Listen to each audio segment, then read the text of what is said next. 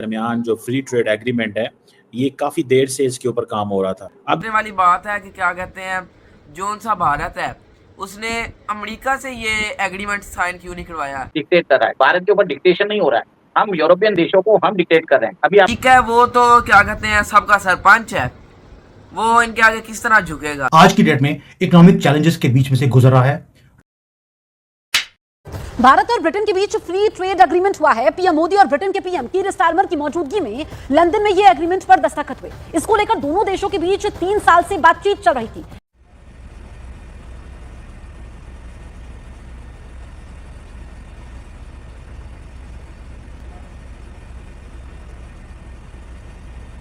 है कि भारत और बरतानिया के दरमियान जो फ्री ट्रेड एग्रीमेंट है, ये काफ़ी देर से इसके ऊपर काम हो रहा था। अब ये कहा जा रहा है कि 3 साल से निगोशिएशंस हो रही हैं और फॉर्मली साइन हो रहा है comprehensive India UK free trade agreement. और इसमें ये होगा कि जो 99% जो टैरिफ्स हैं वो रिड्यूस हो जाएंगे, जो इंडियन एक्सपोर्ट बरतानिया में जाएंगे। लेकिन so far it's a win win for both the countries. और ये आप समझ लें कि जो इंडियन कंज्यूमर्स हैं उन तक जो बरतानवी जो स्कॉच विस्की है वो बहुत ही कम कीमत पे मिलेगी। 75% ड्रॉप मिलेगा, यानी कि अगर 150% टैक्स था तो अब वो 75% ड्रॉप है। मोदी जी का मैसेज लाउड एंड क्लियर था, India will not compromise on anything. हमारी सॉवरेनिटी को आप टच कर रहे हैं और दूसरी तरफ आप बोलते हैं कि आप फ्री ट्रेड एग्रीमेंट हमारे साथ करना चाहते हैं। मोदी जी ने एक ही बात बोली, एक इशू है, अब उसको ठीक कर दीजिए, हम आपके साथ फ्री ट्रेड एग्रीमेंट साइन करने को तैयार हैं।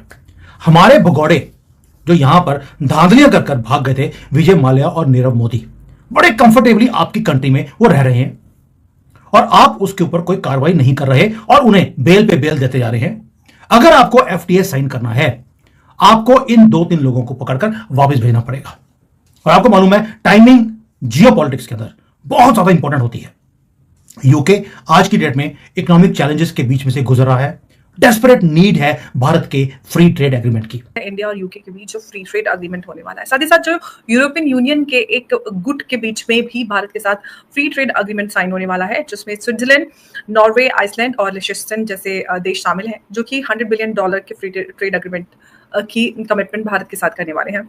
तो जी अस्सलाम वालेकुम नाज़रीन, उम्मीद करता है आप लोग खैर से होंगे, ठीक ठाक होंगे। तो आप लोग देख रहे हैं पाकिस्तानी जीनियस एक्शन।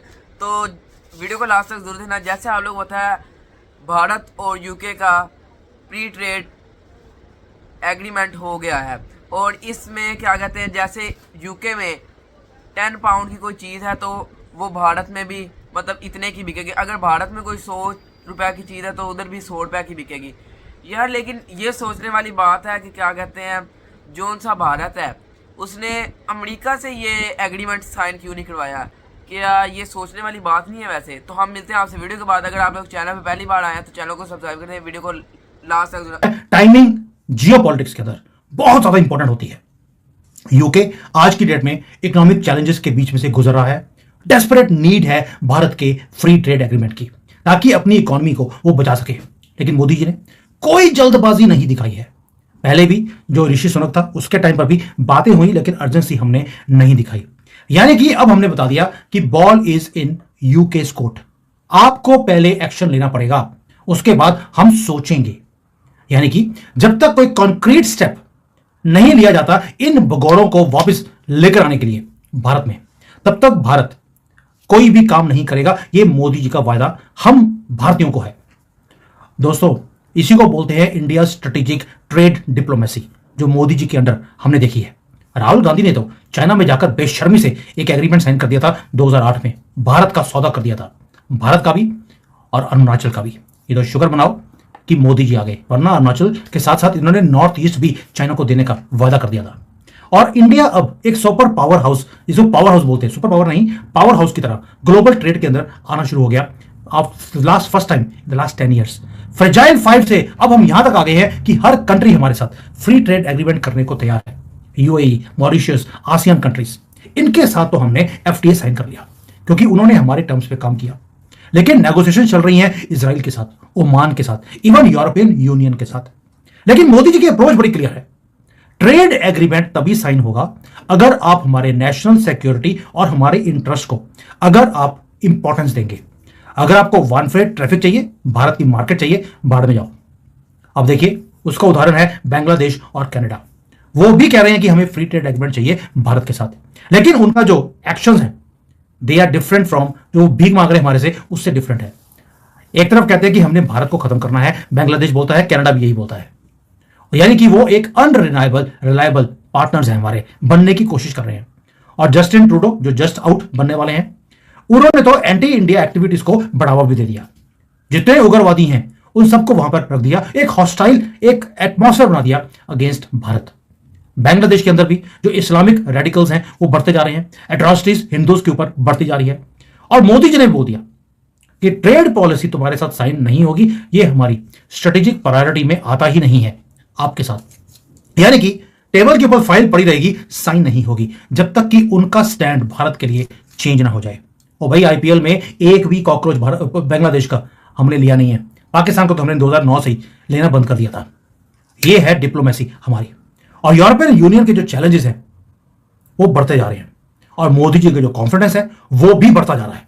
अब जर्मनी का जो चांसलर है ओलाफ स्कोल्स वो भारत में आए हुए थे, स्पेन का प्रधानमंत्री सांचेज वो भी आए हुए थे, और उन्होंने बोल दिया कि भाई हमने अपने ट्रेड रिलेशंस को भारत के साथ और स्ट्रेंथन करने की जरूरत है।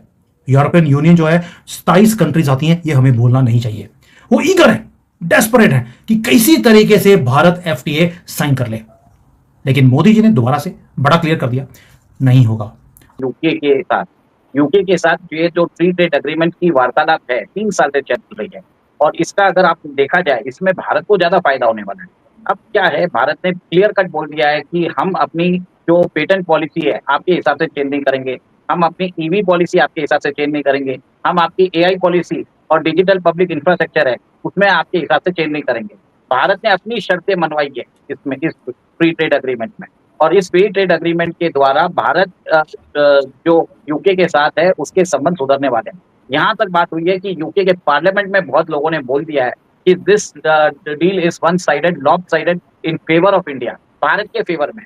अब ये ऐसा है कि जैसे ही भारत ने फ्री ट्रेड एग्रीमेंट साइन करने वाले हैं यूके के साथ, आपने देखा है कि कैसे नेटो के जो चीफ है मार्क रूटे, उन्होंने बोल दिया है कि भारत के ऊपर वो सेकेंडरी सैंक्शंस लगाएंगे अगर उन्होंने रशिया को बोल के, रशिया को पुतिन को बोल के उनको नेगोशिएशन टेबल पे अगर पुतिन नहीं आते हैं तो रशिया पे तो एडिशनल सैंक्शन लगाएंगे और हमारे ऊपर भी सेकेंडरी सैंक्शन लगाएंगे क्योंकि हम रशियन तेल लेते हैं। उससे पहले अमेरिकन जो सेनेटर है लिंडसे ग्रैहम, उन्होंने भी बोला है कि हम 500% सैंक्शन लगाने वाले हैं।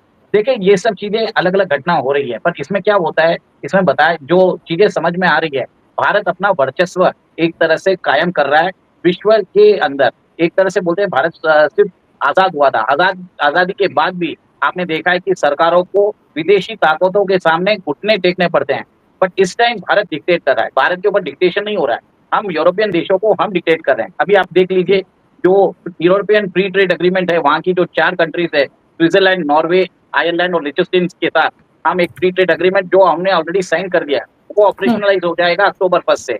इसके अंदर बताया जाता है $100 बिलियन का कमिटमेंट है इन्वेस्टमेंट का।